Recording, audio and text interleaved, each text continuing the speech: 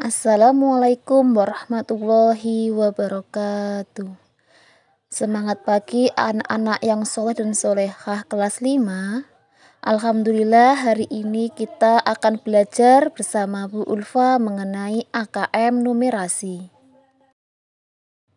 Kemarin kalian sudah belajar mengenai AKM literasi dengan Ustazah Helvi. Sekarang kita belajar AKM numerasi bersama Bu Ulfa. Anak-anak, AKM literasi matematika atau numerasi itu merupakan kemampuan berpikir dengan menggunakan konsep, prosedur, fakta, dan alat matematika untuk menyelesaikan masalah sehari-hari pada berbagai jenis konteks yang relevan untuk individu sebagai warga negara Indonesia dan dunia. Jadi, nanti kalian disediakan teks yang berisi angka-angka atau numerasi, teks matematika. Nah, di situ penyelesaiannya menggunakan konsep, prosedur, fakta, dan alat matematika.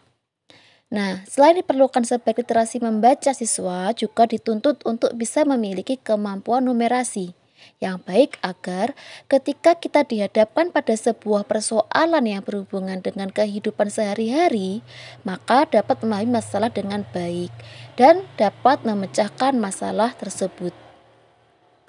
Contohnya ketika kalian membaca suatu teks numerasi mengenai diagram keseharian atau diagram panen atau diagram batang dari masyarakat petani. Jadi petani itu dia panen dan disajikan dalam diagram batang. Nah, di situ nanti kalian harus memahami mengenai diagram batang tersebut, caranya, cara membacanya, cara prosedur penyelesaian masalahnya. Nanti di situ kalian harus benar-benar memanfaatkan logika dan juga cara menyelesaikan masalah yang terkait dengan diagram batang tersebut. Nah, sekarang di AKM ini bentuk soalnya tidak hanya pilihan ganda ataupun uraian. Jadi bentuk soalnya macam-macam ya. Sekarang kita simak bentuk-bentuk soal di AKM. Yang pertama bentuk soal pilihan ganda. Jadi ini kalian nanti sediakan satu soal dan di soal tersebut hanya ada satu jawaban yang benar. Seperti soal yang biasa kalian jawab ketika kalian melaksanakan ulangan harian atau ulangan semester. Yang kedua soal berbentuk pilihan ganda kompleks. Jadi di dalam satu soal tersebut tidak hanya satu jawaban yang benar, tapi bisa 2 atau bisa 3 atau keempat pilihan tersebut jawabannya benar. Yang ketiga, bentuk soal menjodohkan. Jadi nanti kalian ada satu soal, ada jawabannya 2 lajur ya, lajur kiri dan lajur kanan. Nanti kalian bisa menggeser atau menarik garis dari lajur kiri ke lajur yang kanan, menentukan di mana jawaban yang benar. Yang keempat, bentuk soal isian singkat. Bentuk soal isian singkat ini seperti yang bisa kalian lakukan. Jadi ada soal langsung dijawab dengan isiannya singkat. Yang kelima, bentuk soal uraian. Nah, di sini soal uraian juga sama yang pernah kalian lakukan ketika ulangan-ulangan. Jadi dijelaskan secara jelas. Jawabannya harus jawab dengan jelas. Diuraikan dengan jelas ya maksudnya. Nah, sekarang kalian buka buku kalian di bagian numerasi halaman 96 sampai halaman 98. Di situ dijelaskan mengenai AKM numerasi. Ada tujuan AKM numerasi itu apa? Dan juga perbedaan antara soal AKM numerasi dan juga soal ulangan pada umumnya. Serta cara mengerjakan soal AKM numerasi, jadi tips dan triknya. Nah, sekarang kita bahas mengenai contoh soal AKM dan pembahasan yang ada di buku di halaman 98. Soal nomor 1. Di situ kalian cermati bacaan mengenai bantuan untuk korban bencana. Silahkan kalian baca. Pertanyaannya, berdasarkan informasi dalam bacaan, jumlah penerima bantuan dengan kategori rusak ringan dan rusak sedang. Kalian baca di paragraf yang kedua, kalimat terakhir. Dari 100 kakak yang menerima bantuan, terbagi menjadi beberapa kategori kerusakan seperti rusak ringan 65 kakak, sedang 25 kakak, dan rusak berat 10 kakak. Yang ditanyakan kategori rusak ringan dan rusak sedang. Di bacaan tadi yang rusak ringan 65 kakak dan yang sedang 25 kakak. Jadi tinggal ditambahkan ya, 65 ditambah 25. Jadi jawabannya adalah 90 kakak. Kalian pahami, kalian cermati soalnya, kalian bisa menjawabnya. Di soal nomor 2, kalian lihat. Di situ ada penjualan buku tulis seri tokoh. Biasanya anak-anak, kalian perhatikan dulu tabelnya ya. Biasanya di tabel persentase itu harusnya kosong. Namun di situ sudah dijelaskan mengenai persentasenya. Apabila tabel tersebut kosong, kalian harus mencari persentase. Karena apa? Karena kalian di soal itu disuruh menentukan urutan persentase dari yang paling kecil. Nah, kalian perhatikan cara mencari persentase dari sebuah soal yang seperti ini. Kalian perhatikan cara mencari persentase ya. Mencari persentase, di situ banyak buku terjual dibagi banyak stok buku kali 100%. Sekarang, kalian perhatikan di tabel yang paling atas. Banyak buku Barbie ya. Jadi SB itu seri Barbie. Di situ yang terjual 40 dan stoknya adalah 160. Jadi 40 kali 160 di 40 dibagi 160 dikali 100%. Nah, perhatikan lagi, 40 dibagi 160 kali 100%. Kalian bisa mencoret nolnya atas dan bawah. Jadi sama-sama harus sama. Kalau 1 ya 1 ya nolnya. Perhatikan yang 4 dan 16. Karena bisa dibagi, jadi 4 bagi 4 1, 16 dibagi 4 adalah 4.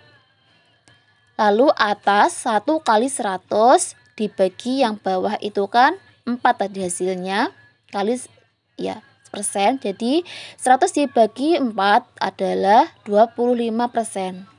Perhatikan yang kedua, seri Frozen atau SF.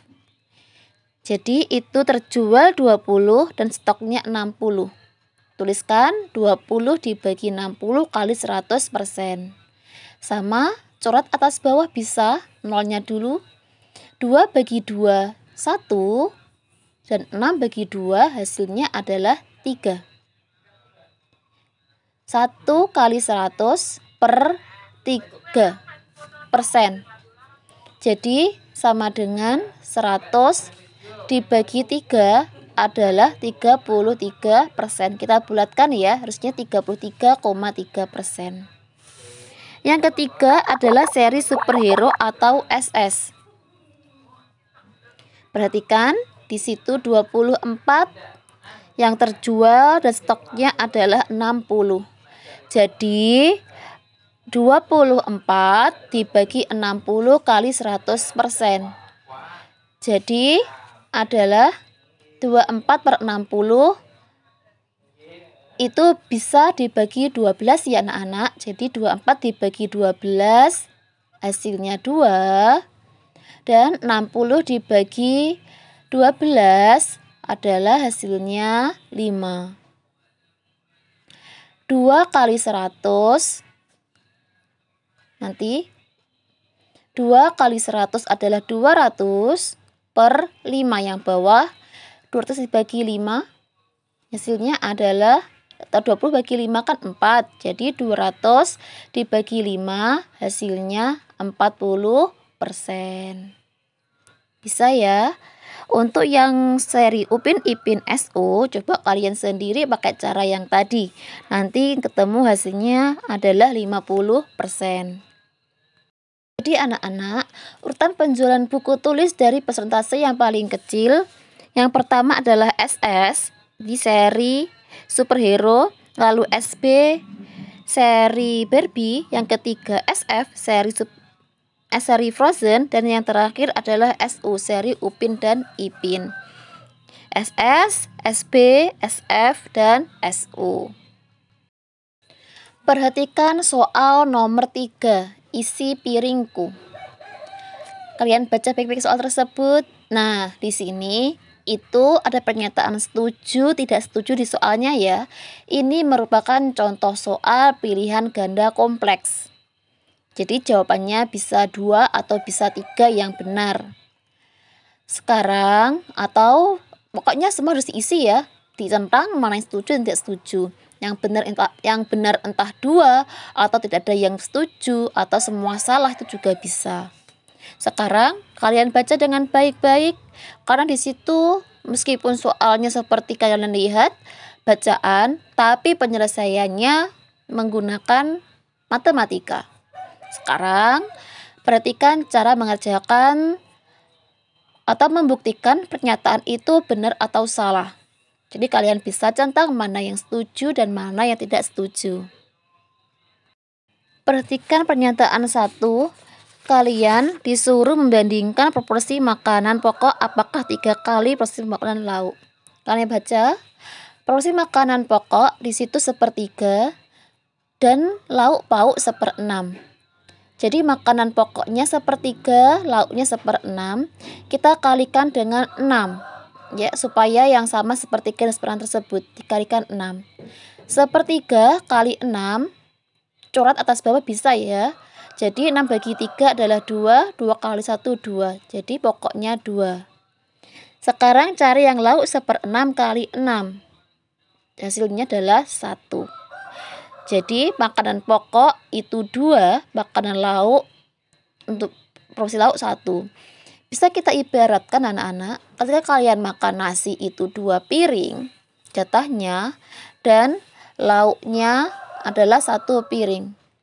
Jadi makanan pokok itu sama dengan 2 kali lauk. Jadi pernyataan 1 itu salah. Perhatikan pernyataan nomor 2. Sekarang kita lihat proporsi buah-buahan 1/6 porsi, makanan pokok 1/3. Sama seperti tadi ya. Jadi buah 1/6, pokok 1/3, lalu kita kalikan dengan 6. Kayak tadi, 1/6 kali 6 1, 1/3 kali 6 2. Jadi proporsi buah sama dengan setengah kali pokok. Nah anak, pernyataan ketiga, proporsi sayuran 2 kali proporsi lauk pauk. Caranya kayak tadi ya. Sekarang perhatikan pernyataan yang keempat. Dijelaskan di situ piringnya 1/6. Jadi proporsi proporsi dari nasi itu sama dengan 1/3 piring. Lalu proporsi dari lauk pauk 1/6 piring. Proporsi sayur-sayuran 1/3 piring. Dan buah-buahan 1/6 piring. Kalian ada perbandingannya. Jadi yang paling kecil itu adalah lauk dan buah. Sedangkan di buku itu tadi, pernyataan nomor 4, yang paling kecil adalah buah. Seharusnya salah ya, jawaban yang benar adalah lauk dan buah. Jadi pernyataan tersebut yang benar, tidak setuju, setuju, setuju. Terima kasih. Jaga kesehatan kalian, dan apabila ada yang belum jelas silakan ditanyakan ke Bu Ulfa. Assalamualaikum warahmatullahi wabarakatuh.